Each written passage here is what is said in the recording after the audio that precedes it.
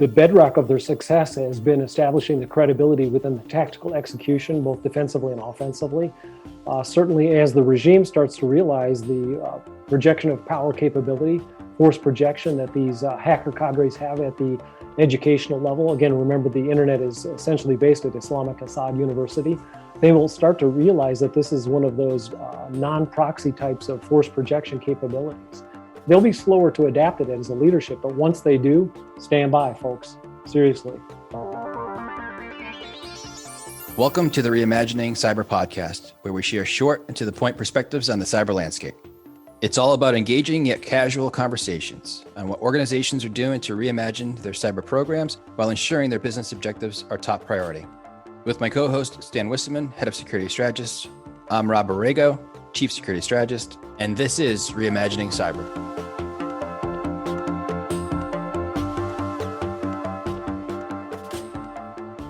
Hey, Stan, so who do we have joining us today? Rob, as we've discussed in previous podcasts, we have to adapt to today's cyber threats. To do that, we need to better understand the major actors behind them. We're fortunate to have with us one of the foremost authorities on nation-state threat actors in cyber, Bill Hagestad. Bill is a retired lieutenant colonel from the U.S. Marine Corps and is an internationally recognized authority that has written several books on this topic. Bill, thank you for joining us to help us better understand Iran and their strategy as a threat actor. This is especially important since Iran was in the news again recently as being potentially subject to a cyber attack themselves and their nuclear facilities, and they may react in kind due to that attack. Bill, again, thank you for being with us. You're very welcome, gentlemen. My pleasure. Bill, can you tell us about your experience growing up in Iran? Why does that make you a sought-after cyber warfare operator? Well, this would have been right at the height of the Vietnam War. My father was selected as a Fulbright professor. And I remember growing up in rural Wisconsin, he said, do you want to have the material things of growing up in middle America? Or do you want to enjoy what it's like to travel the world and grow up in a culture other than ours? And both my brother, myself, and my mom, we all basically agreed, let's go to Iran. And we spent almost 6 years there, essentially growing up. But it's as vivid now as it was then. The culture and the people, of course, under the Shah of Iran, was much different than it is under the religious clerics of today's Islamic Republic of Iran. But the people were very gracious, very respectful. In fact, I've met many of them in foreign countries that I visited or talked in, spoken in, and it reaffirms that memory very positively of what I have of Persia. Bill, one of the things I wanted to kind of jump in with here is since early last year, in regards to the drone strikes on Iranian General Qasem Soleimani, it's been a concern, right, nationally, and security experts have really been worried about what retaliatory cyber attacks could be coming our way. Organizations, they're preparing for the worst. You kind of see it from multiple different directions. What's the potential there as it relates to a major cyber incident? What's the kind of perspective on the government side, the private sector? They're all trying to map this together. Why don't we just ask you, what are you seeing out there in a lot of different research that you've been doing and a lot of visibility that you have? What is your take on it? Well, one must look at it specifically from the Persian hacker's perspective, the Iranian hacker of today. They are still not recognized as hackers of their own right on the international stage. They view themselves in a bit of self-deprecatory evasiveness that nobody will recognize them. And that goes historically and culturally to who Iran and Persia was in the early centuries. They view themselves as the true center of the Middle East. And with that cultural distinction, the hackers of Persia of today want to define themselves by one of these grandiose acts. You've referred to a couple of those from the kinetic side, perhaps, but I think the threat distinctly to our infrastructure is precisely that. They will continue to probe and look at ways to dismantle, degrade, disrupt, and destroy all areas of our 16 critical areas of infrastructure here in the United States. We are no friend of theirs. Certainly since the Shah, this is clearly evidence of that. I will tell you a quick story. I went to speak at RSA Europe in the Netherlands. Two groups of gentlemen sat down in front of me as I was getting my presentation ready. One were the Russians, and of course the Russians are the Russians, but there were also the Persians, and they came and they basically said, Bill, we know precisely who you are, so you need to be very careful of what you are saying about our culture, about us as hackers, and about what our country will do. And I'll never forget that. I mean, it's interesting because they are still determined to state that they are the most prolific hackers, even though their own contemporaries around the world, Asia, the fellow Middle East, Europeans, even in America, will regard them not as seriously as they perhaps should be taken. And our country is starting to feel the brunt of that. And I think one of the things you highlight there was the behavior that the Iranian Persian hackers have is perhaps more destructive in nature. I mean, I remember being at Fannie Mae in 2012, 2013, and even though we ultimately were not subject to one of their multi-phase DDoS attacks that they were sponsoring, they're upset about that video, Muhammad video that was posted, I believe, on YouTube. And they were hitting the U.S. financial sector. And so that was a oddity to us as to why are they doing this because of this video, but that was occurring and we had to take protective actions against that. And then Saudi Aramco hit, and they are attributed to have bricking thousands of their servers. Is that the behavior you think that's going to continue as far as that kind of destructive, noisy kind of attack? Yes, absolutely. You bring up a couple of points historically that are worth noting. If you think back to the Shah and all of the funds that had been taken to the financial capital of the world, London, and think of the SWIFT system, one of the greatest frustrations of the Iranian clerics and the current leadership within that country is they cannot access those funds. And think of the systems here in the United States, if they can cripple and destroy the capacity for us to administer to ourselves our own financial viability, then they will have succeeded in a destructive way, as if to say, if we can't have access to our money, we're going to destroy your country's ability to serve your civilian population. Granted, they were not successful, but certainly we must take advantage of that. The other one, historically, of course, was Saudi Aramco.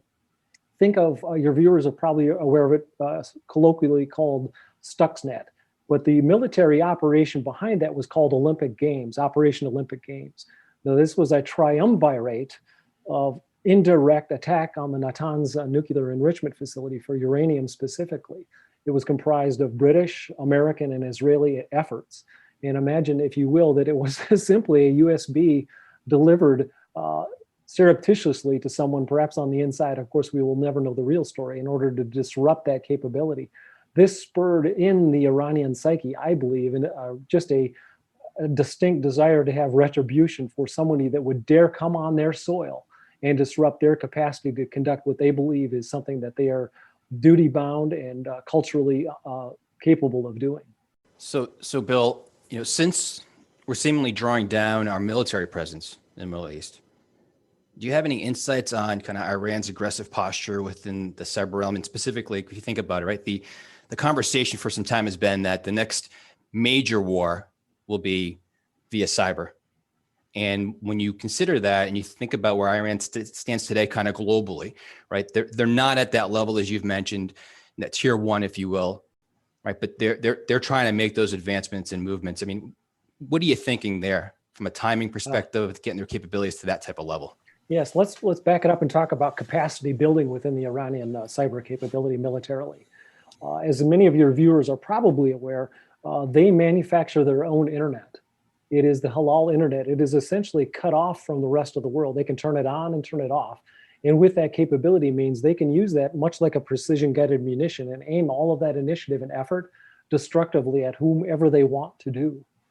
Where I see this perhaps going is if they find the right soft target, whether that be another country that is not favorable to them in the Middle East, or perhaps it is a tertiary country that supports the United States directly or indirectly militarily, then they will focus all that energy as if to say, not only are we going to go after your military supply chain, but also the cultural, political instability that we desire to create conditions which will allow us perhaps to have allies in our cyber arsenal that will continue to take advantage of and press that attack home. I don't see that too far off in the future, unfortunately. So, Bill, typically when we're looking at preventing attacks, a lot of times that falls in categories of data exfiltration. And we're worried about theft of PII, IP. But in this context of this threat actor, again, they're making a point. They're trying to act out in retribution, as you're pointing out, or in the context of just trying to disrupt our ability to do business. And that's a different level of response. And so as an enterprise or an organization, how do you best understand what to do if you perceive them as a threat actor targeting you? Indeed, this is not an easy answer. Unfortunately, most commercial executives, with all due respect, perhaps have not served in the military.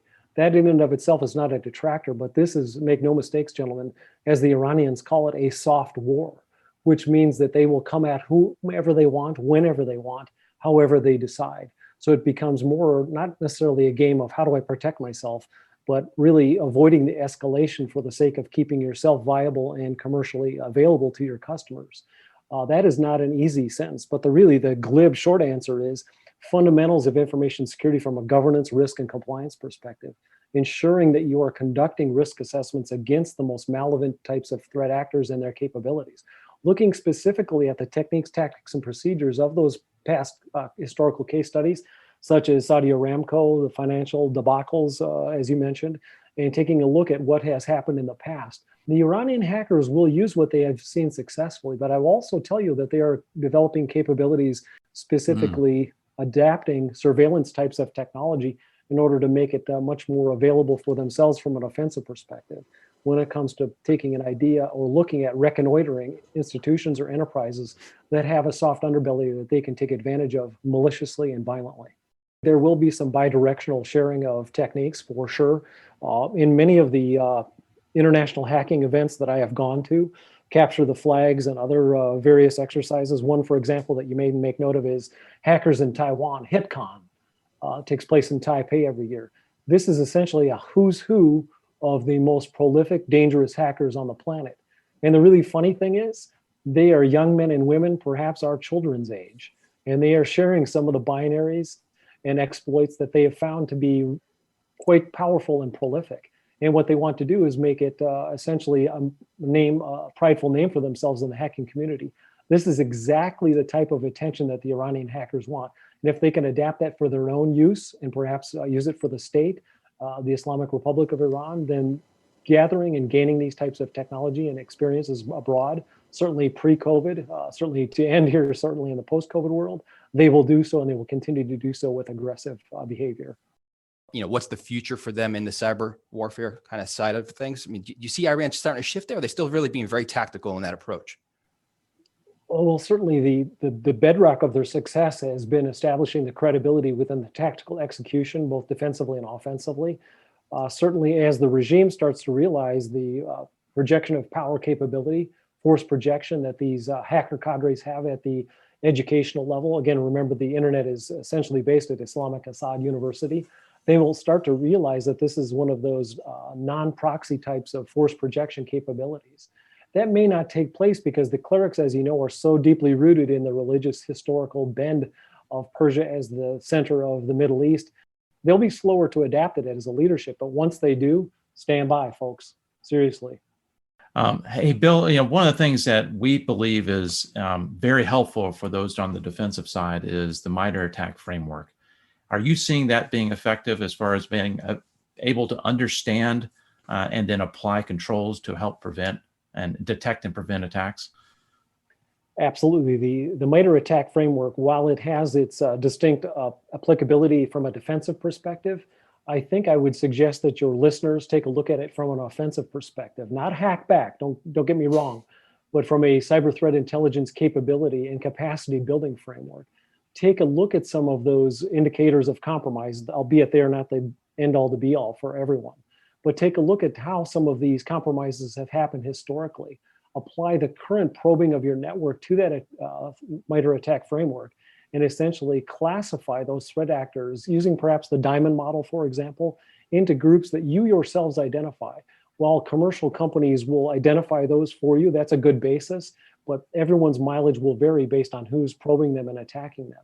All APTs, Advanced Persistent Group, threat groups will not act the same, certainly not toward individual enterprises. That's why it's very important to develop a proactive forecasting ability, get inside the mind of the enemy, and the MITRE ATT&CK framework is a fantastic way to do that.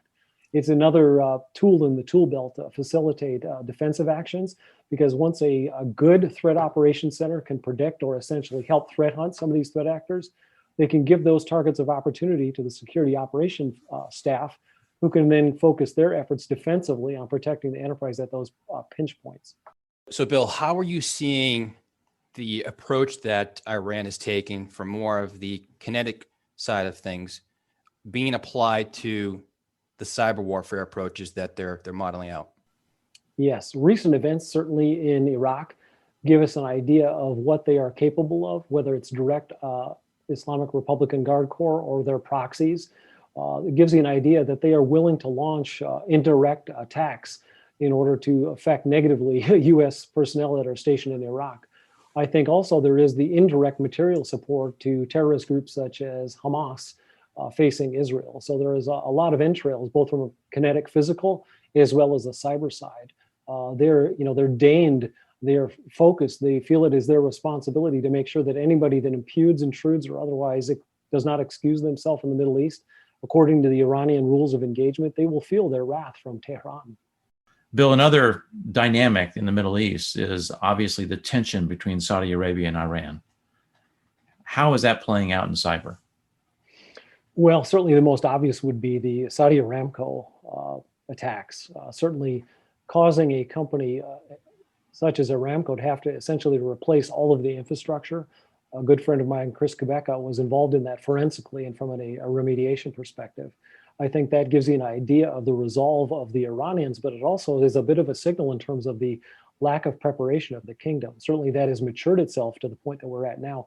I will tell you, having been stationed in the Middle East, not as a active military, but as an individual of interest to those particular countries, I watched and helped create an offensive cyber capability for another kingdom.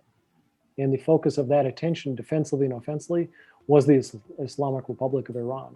So it's not just Saudi Arabia. Everyone in that region is very concerned about that destructive capability. Well, Bill, thank you for joining us. Truly insightful. And the concept of thinking like an enemy is critically important. You've definitely proven that. Thank you, sir. Appreciate it, gentlemen. Thanks, Bill. Thanks for listening to the Reimagining Cyber podcast. We hope you enjoyed this episode. If you would like to have us cover a specific topic of interest, feel free to reach out to us, and you can find out how in the show notes. And don't forget to subscribe. This podcast was brought to you by CyberRes, a micro-focused line of business, where our mission is to deliver cyber resilience by engaging people, process, and technology to protect, detect, and evolve.